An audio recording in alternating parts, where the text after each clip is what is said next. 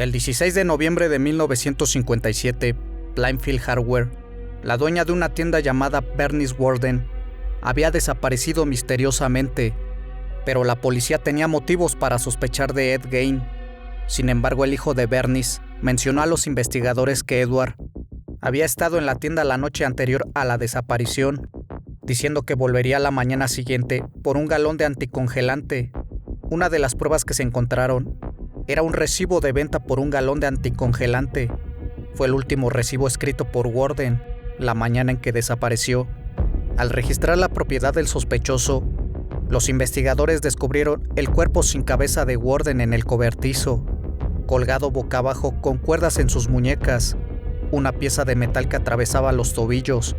El torso estaba vestido como un ciervo. Le habían disparado con un rifle calibre 22 y los cortes del cuerpo se hicieron después del impacto con el arma de fuego.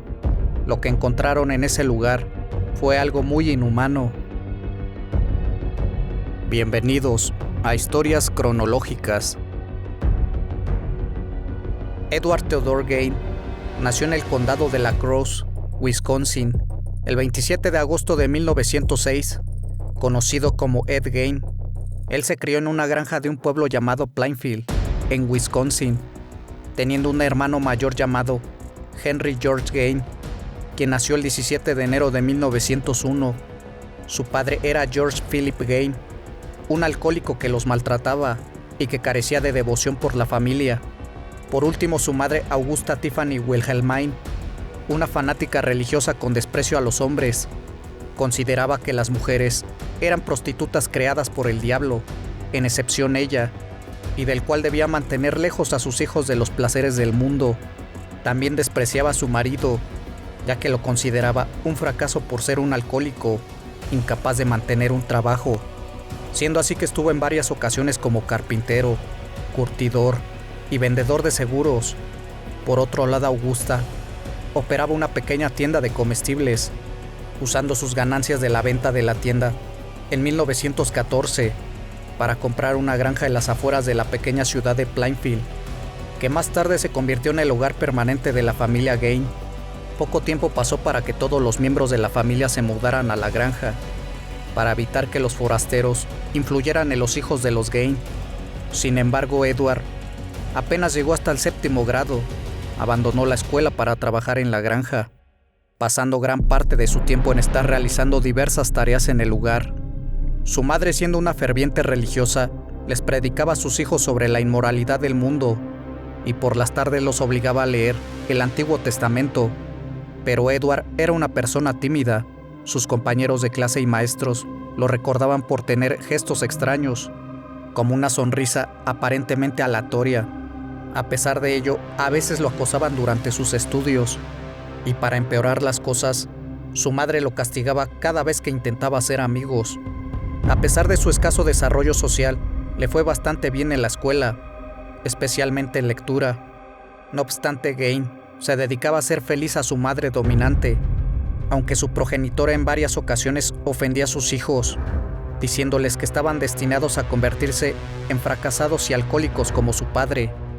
La crianza deficiente fue uno de los primeros factores que forjaron la personalidad antisocial de Ed.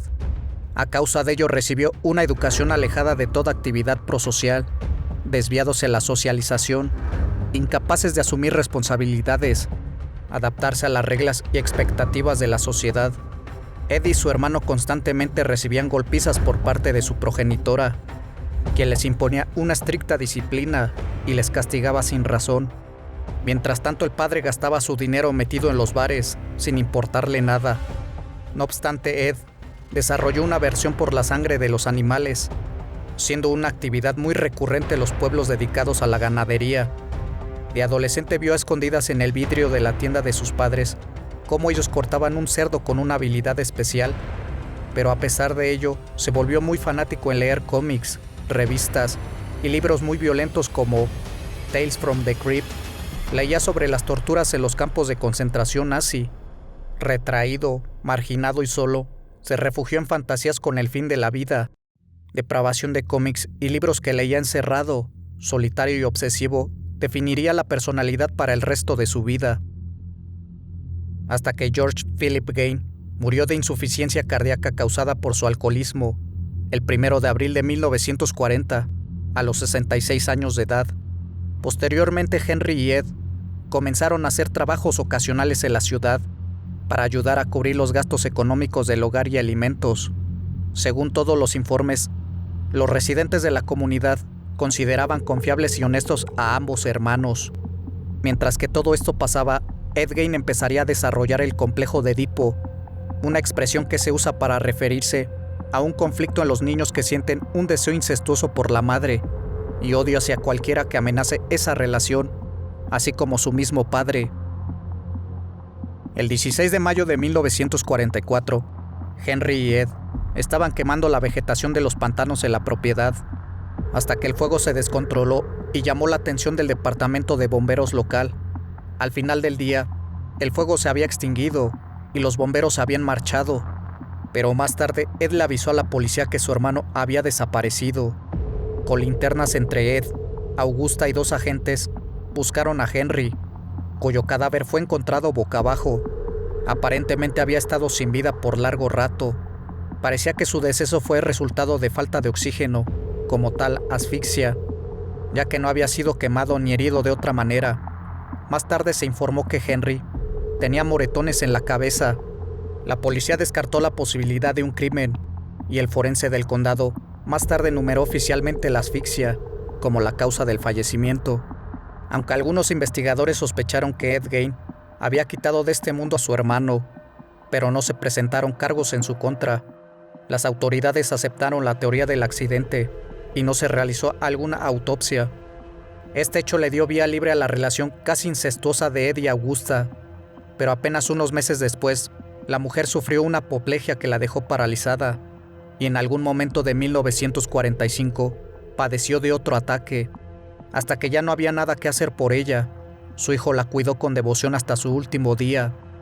Ahora Ed quedó completamente solo y deprimido, aislado del mundo en su pequeña granja de madera, teniendo ya la edad de 40 años, y pasando la siguiente década inmerso en aquel oscuro mundo que su mente enfermiza iría perfeccionando poco a poco. Es entonces que modifica las habitaciones y estancias de su madre, manteniéndolas como un mausoleo en su honor y recuerdo.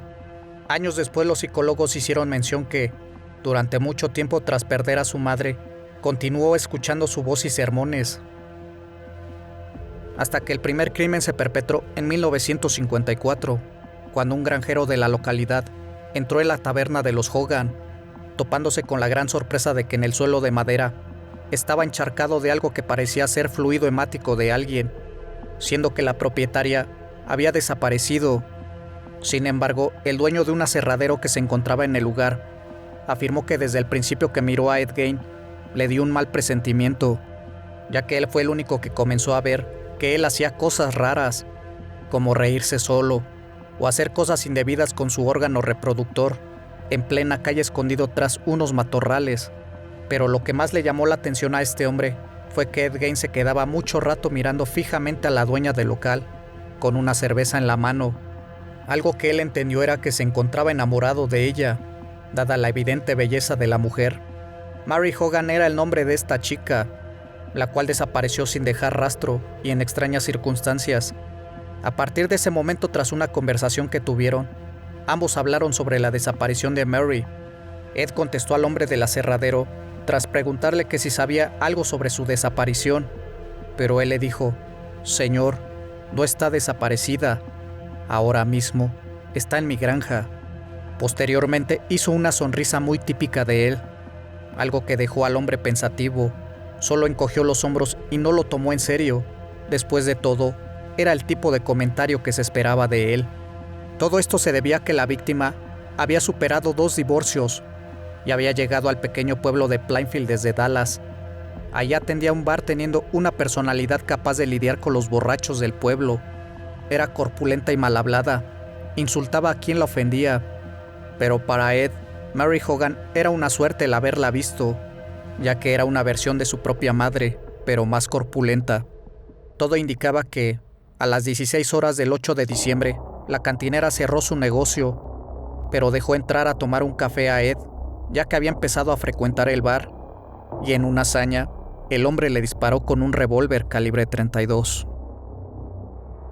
El último crimen en Plainfield se había realizado en 1853 y un siglo después, solo unas 700 personas vivían ahí y pasaba lo que ocurre en todos los pueblos en los que todos se conocen, pero nadie se imaginaba que su vecino pudiera ser un asesino en serie. La violencia en la imaginación de las personas estaba demasiado lejos. Las peculiaridades de Gain pasaron a ser desapercibidas, no porque no fueran visibles, sino porque los demás se hicieron de la vista gorda. La desaparición de Mary Hogan comenzó a ser investigada por un inexperto alguacil que solo había visto cadáveres durante la Segunda Guerra Mundial, pero que poco y nada sabía de criminología, y quizás nunca pensó en encontrarse un caso así. Prácticamente no avanzó en ello en lo más mínimo. Pasando el tiempo, Ed Gein se ve acorralado tras cometer su último delito, ya que por un descuido lograron su captura. Esto ocurrió el 16 de noviembre de 1957, cuando el caso de Mary Hogan ya empezaba a quedar en el olvido, pero Ed Gein decidió cometer el delito en contra de la dueña de una ferretería, identificada como Bernice Worden. Al caer la noche, entró al local con la excusa que necesitaba un galón de líquido anticongelante y que pasaría por él llegando la mañana. Sin embargo, en lo que la dueña le hacía la nota de registro, él le dio un tiro en la cabeza con un rifle de caza. De la misma manera que 3 años antes, arrastró el cuerpo hasta la parte trasera del local, cargándolo en su furgoneta y llevándoselo de ahí, el cual no se dio cuenta que su nombre ya se encontraba registrado en el libro de contabilidad de la tienda como último cliente del día, así que sin más se marchó del lugar. Al llegar la mañana, empezó la temporada de caza de ciervos en Plainfield. La costumbre indicaba que todos los hombres se dirigían hacia el bosque y volvían al atardecer con sus trofeos, que colgaban en la entrada de sus establos, y los exhibían luego de cortar y preparar al animal. Pero aquel día en el pueblo se empezó a rumorear que era raro que Bernice no abriera la ferretería. Cuando su hijo regresó de cazar, inmediatamente dio aviso a la policía. Como Mary Hogan, su madre también había desaparecido, y no tardaron en tener en la mira a Ed, debido a que el hijo de Bernice le entregó a la policía el libro de registro de ventas, donde el último comprador fue nada menos que Ed Gein, por lo que 2 oficiales de la policía fueron a arrestar a Gein, mientras que otros 2 se dirigían inmediatamente hacia su granja, con la intención de llevar a cabo un registro. Al estar en el interior, el sheriff sintió algo como le rozaba el hombro, y al voltearse se topó con el cuerpo sin cabeza de una mujer, con un profundo agujero en el estómago que colgaba del techo.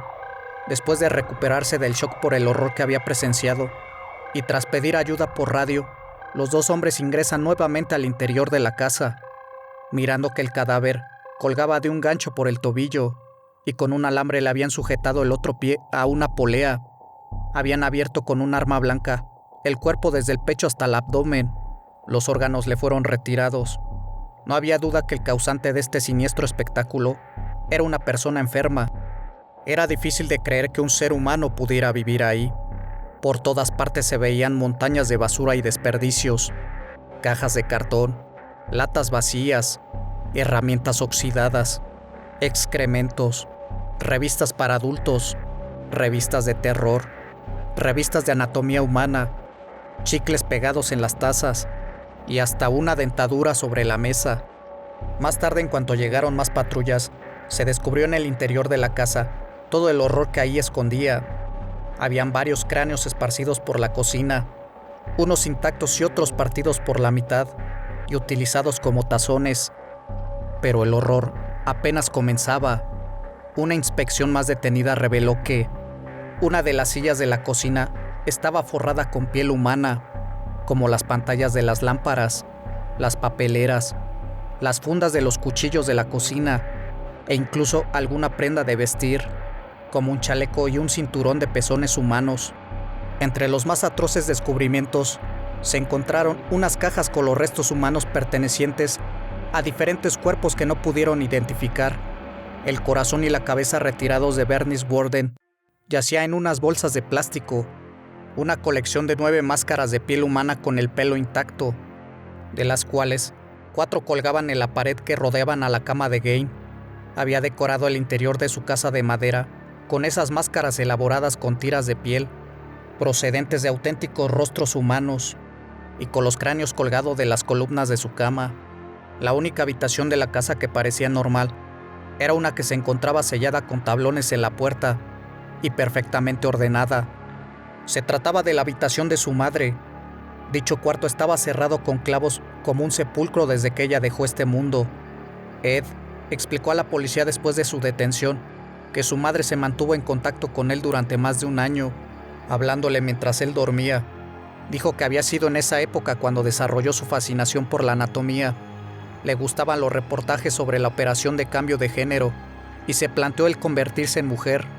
Gain declaró que solo recordaba muy confusamente haber terminado a Bernice Worden y que los demás restos humanos que se habían hallado en la granja pertenecían a 9 cadáveres que había sacado del cementerio. Explicó que en los últimos años sentía la necesidad de profanar tumbas y que en algunas ocasiones incluso conocía a las víctimas en vida. Se enteraba de sus decesos leyendo los periódicos. Luego, la noche del entierro, se dirigía al cementerio, sacando el cuerpo. Eso lo pudo comprobar la policía más tarde, cuando al exhumar las tumbas, algunas de las que Gain había dicho se encontraban vacías, siendo así que él formaría parte del tipo criminal visionario, que es aquel que ocasiona un delito movido por un trastorno mental evidente. Este trastorno provoca en quien lo padece una ruptura con la realidad, debido a delirios y alucinaciones. La mayoría de veces es de tipo auditivo. Cumple las órdenes de terminar a un tipo de personas, que suelen reunir unas características comunes entre ellas. Estos mandatos suelen provenir de seres de otro mundo o del mismo diablo, pero también de seres que, por una razón u otra, han ejercido un dominio sobre la mente de estos personajes, los cuales llegan a percibirlos como deidades de innegable autoridad. Más tarde, muchos objetos domésticos y muebles que se descubrieron a raíz del arresto de Gain procedían de las profanaciones de tumbas, en las cuales unas veces arrastraba los cuerpos enteros hasta su casa, otras cortaba las partes más interesantes y se las llevaba como recuerdo. El 30 de marzo de 1958, el pueblo de Plainfield amaneció con una densa columna de humo negro. Alguien había incendiado la casa, sobreviviendo muy pocas cosas, entre ellas el auto de Ed, que lo compró más tarde un empresario para hacer espectáculos.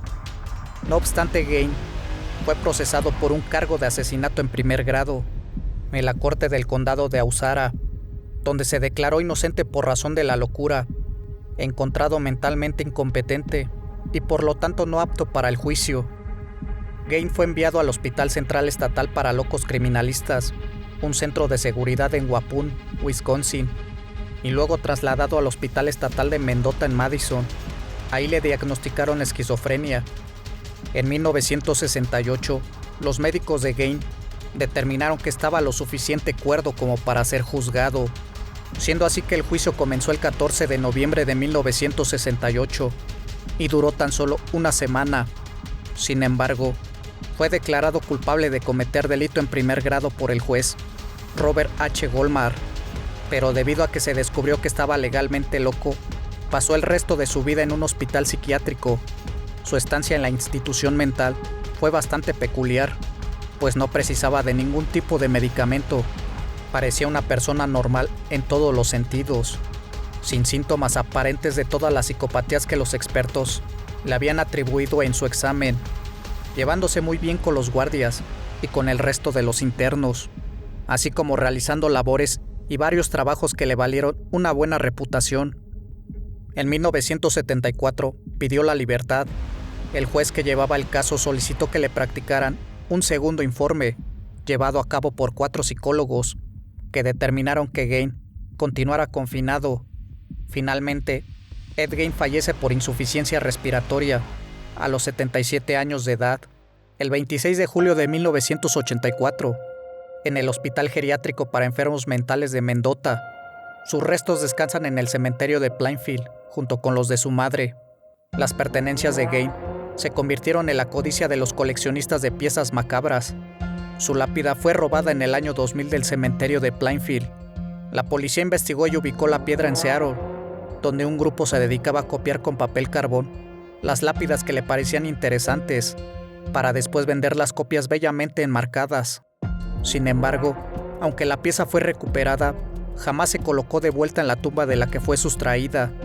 Los investigadores creen que Ed Gein pudo haber sido el autor de varios crímenes más, pues muchos de los huesos encontrados en su casa nunca fueron identificados.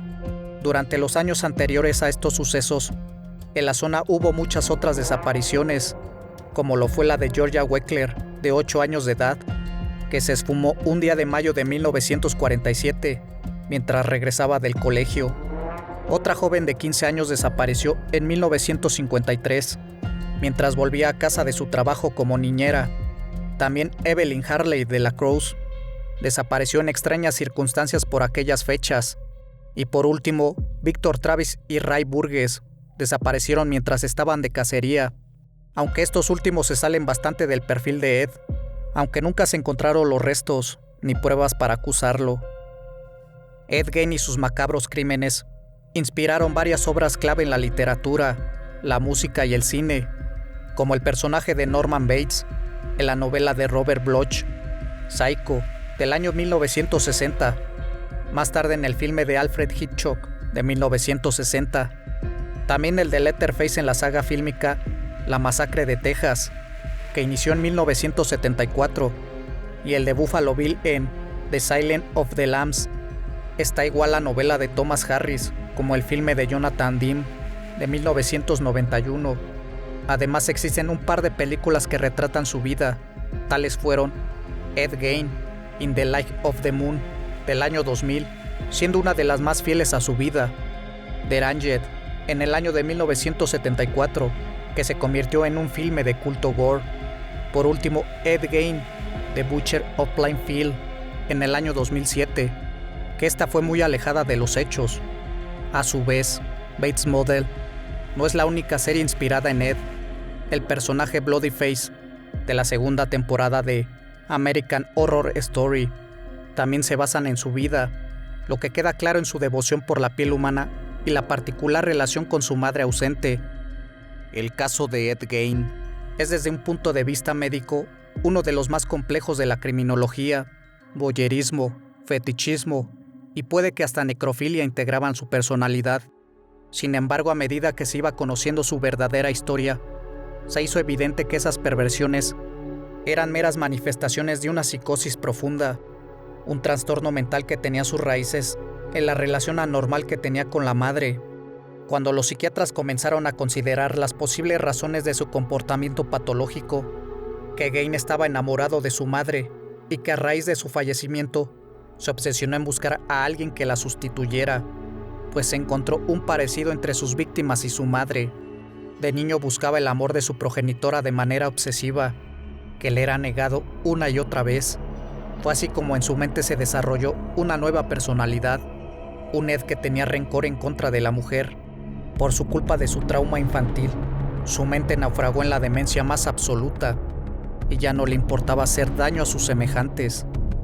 Casos como este se desmiente la creencia religiosa de que todos podemos llegar a ser buenas personas, ya que si el contexto es demasiado infernal como el que le tocó a Edward Gein, no hay esperanza alguna para la redención, dado a que se detectaron diversos factores de riesgo que condujeron su vida criminal hasta el extremo, como lo fue una procedencia de un hogar disfuncional con desatención parental, abusos del alcohol y malos tratos, aislamiento social sufrido durante la adolescencia, que lo incapacitó para entablar relaciones sociales y ser capaz de conectar emocionalmente con otras personas, retraimiento y soledad, que lo llevaron a la generación de fantasías y al desarrollo del comportamiento antisocial, basado en la creencia de que el mundo es un lugar hostil.